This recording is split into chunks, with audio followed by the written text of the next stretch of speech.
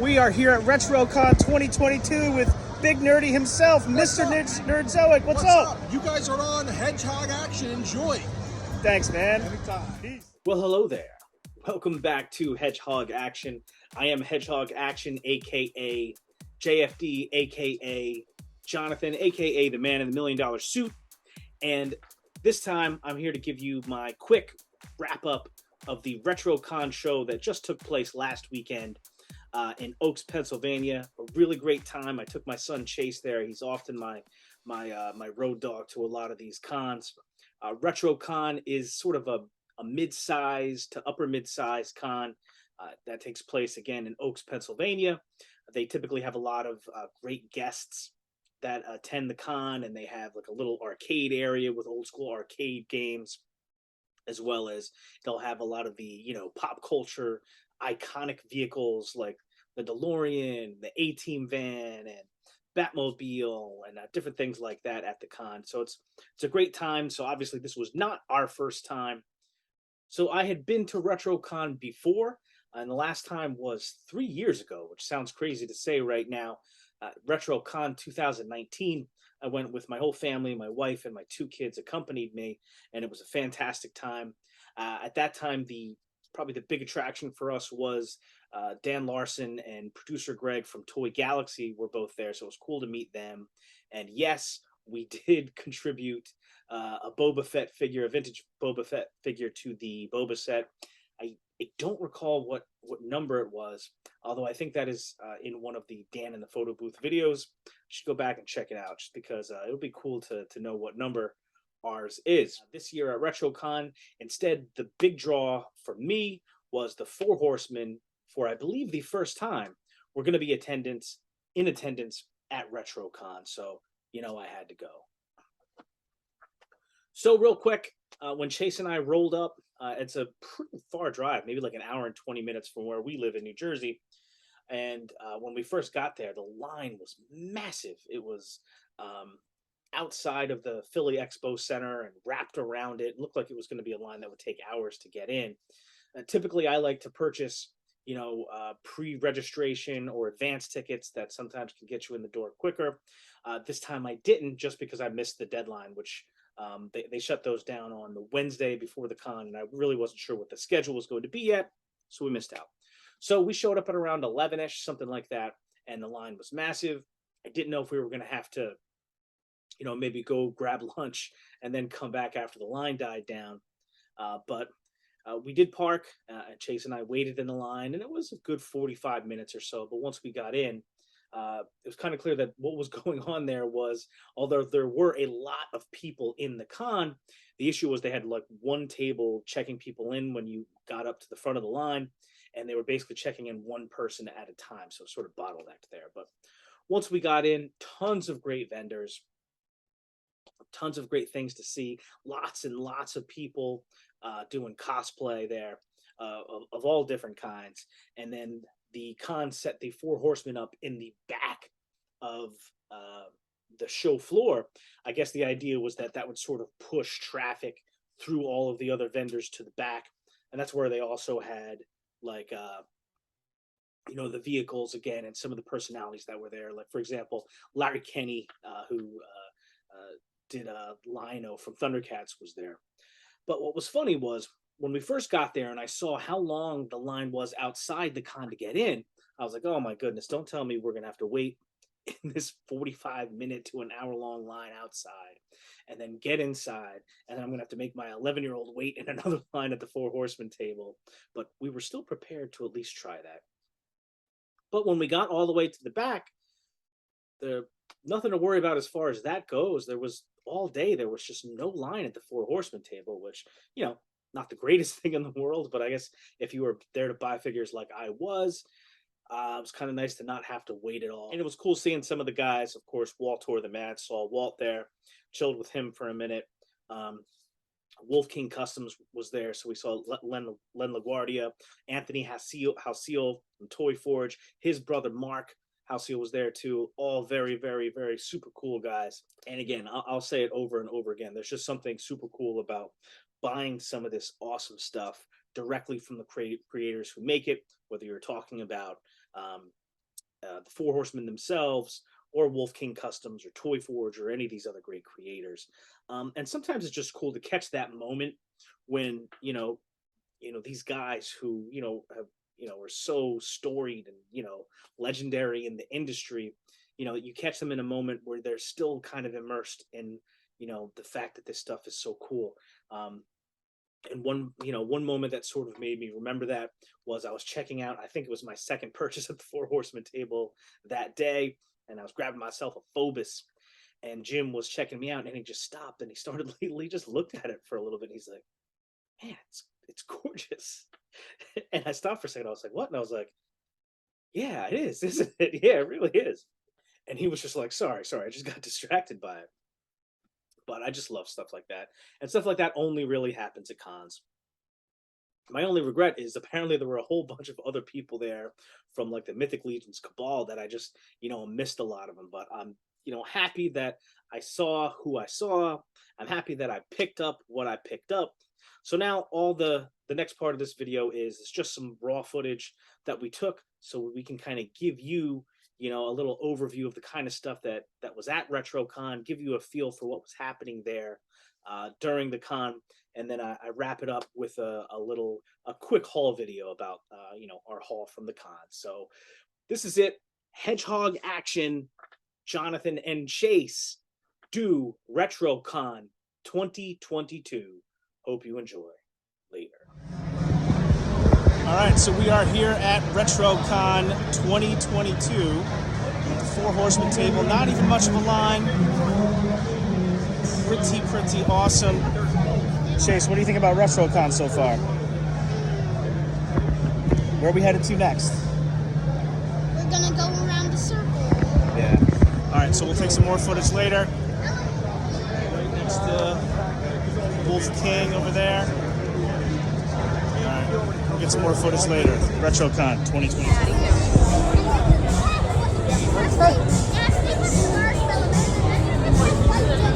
Yeah. On Stay Cool. Thank you. Guys, $10, anything under the table. $5 on the end here. $10 anything under the table.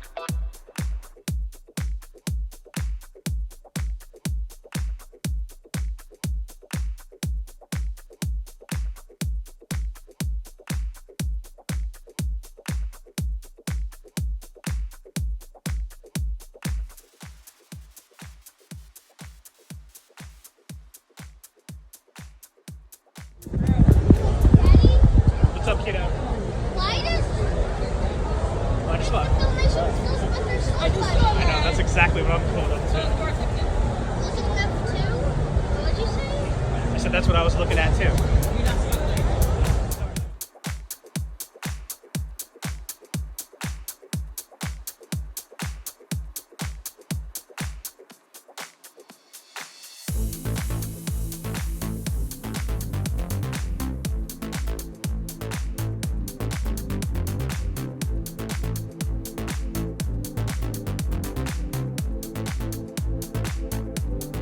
All right, so what we've got here on the table is the haul from RetroCon 2022, and I'm cheating a little bit.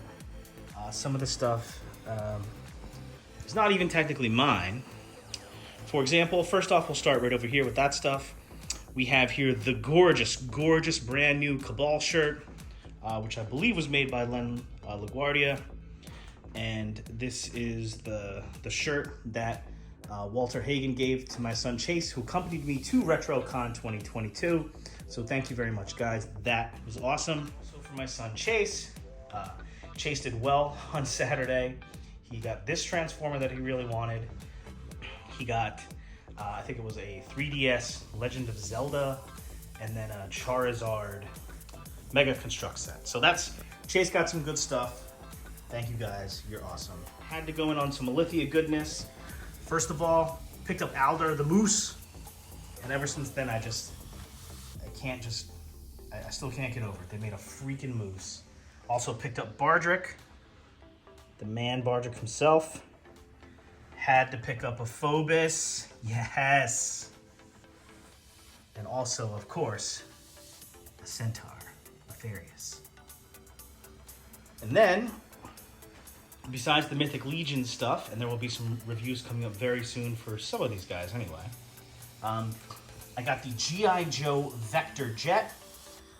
This is from the latter stages of G.I. Joe, including, I think it was, Battle Force 2000? Battle Force 2000, yeah, sorry. And I remember being a kid, and I fell in love with the Vector Jet, because I didn't have any G.I. Joe jets. This was like in Acme or something like that. And my parents did get it for me. So I did have the Vector Jet, and I always loved it.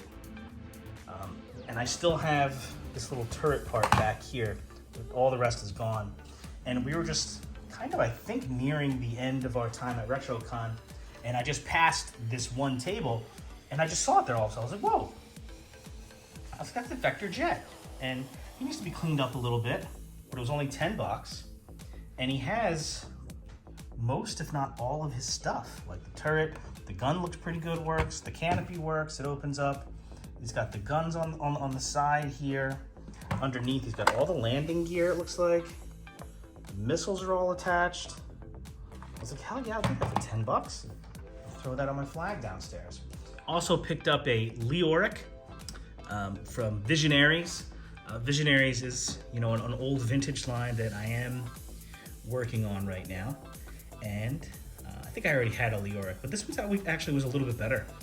Missing the helmet and some other stuff, but his chest hologram was still in pretty good shape. And I'm not even sure if that's actually his holostaff, but it's got like a unicorn on it, so I don't know if that's his.